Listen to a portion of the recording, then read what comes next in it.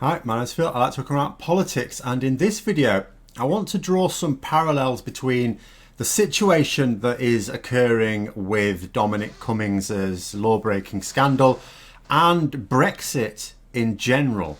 But first, if you'd like to be notified of daily news in politics, then please subscribe to the channel and click the bell notification icon.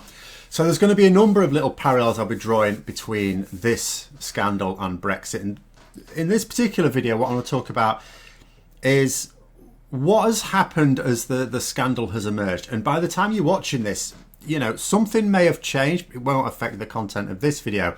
It may be that the political heat has gone up to such a point that Dominic Cummings has resigned or been sacked, or maybe it hasn't. Doesn't matter. What matters is that when the story broke, under the normal political rules, Dominic Cummings would have had to go. That was all there was to it. He's gone. But he wasn't. At the point at which I'm recording this, it's Sunday. You'll be watching this on Monday. And he hasn't gone, and they're still sticking by him. And that's foolish. It's politically naive, just from a practical point of view. And one thing I've said about Brexit for the longest time, and this doesn't prove it, but I think it does back it up.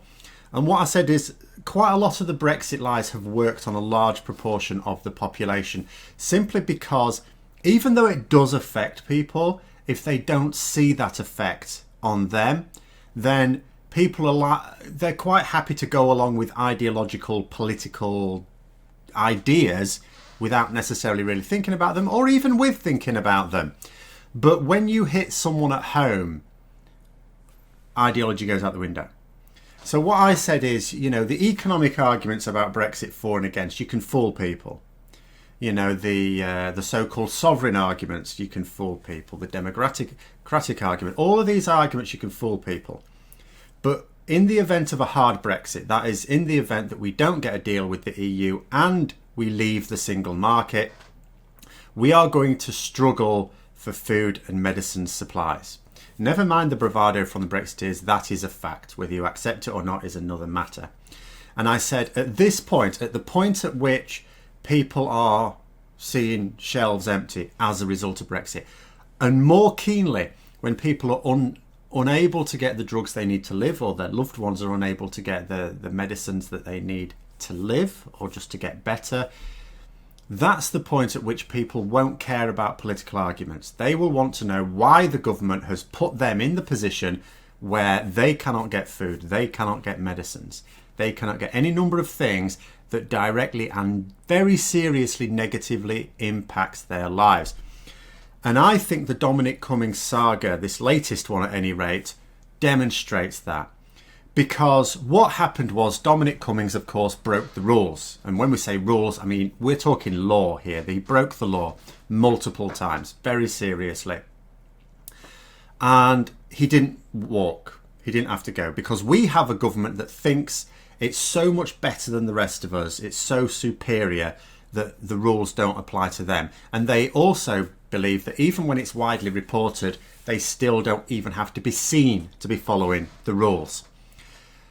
And they've done it before and they just thought they could do it again. But this is different, you know, because the previous law breaking, even take, for example, Boris Johnson's abuse of public funds with the Jennifer Arcuri scandal.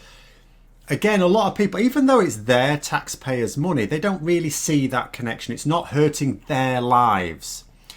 The issue with the Dominic Cummings situation, though, is that people have not been able to see their loved ones, and some of those loved ones are elderly parents, and there's been, you know, social media has, and the news indeed, has been awash with lots and lots and lots of examples of people saying how hard it was not to be able to see their parents, or that they've just had a child and they couldn't show that child to their parents, so the grandparents of that child have never been able to see that child. And for some cases, it's really hard because those people, some of the people in these people's family, the elderly parents, for example, have since died, potentially died of COVID. And some of those people died alone. And that hurts people. And a lot of people, when you consider the death toll in this country, that has hurt a lot of people that were unable to see their loved ones because of the rules. The rules that Dominic Cummings has broken and that government ministers have backed him on. And that is what makes this different.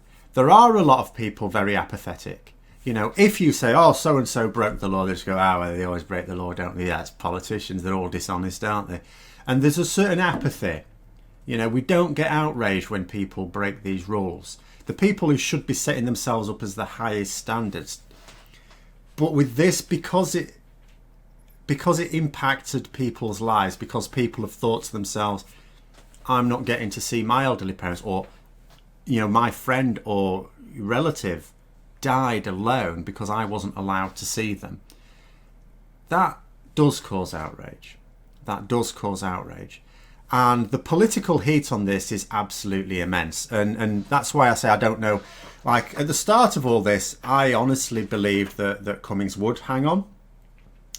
And at the point at which I'm doing this, I'm in rough agreement that he probably can't, because the allegations were actually much more serious in the end than was revealed initially on Friday evening. But the political temperature is just increasing and increasing and increasing. And the only reason it is doing so is because you are talking about something that has impacted people's lives. And this is where I bring it back to Brexit. You know, there are an awful lot of ways in which people's lives are going to be worse off as a result of Brexit, in particular a hard Brexit. But most of them people won't notice, because they'll just happen to a small group of people at a time.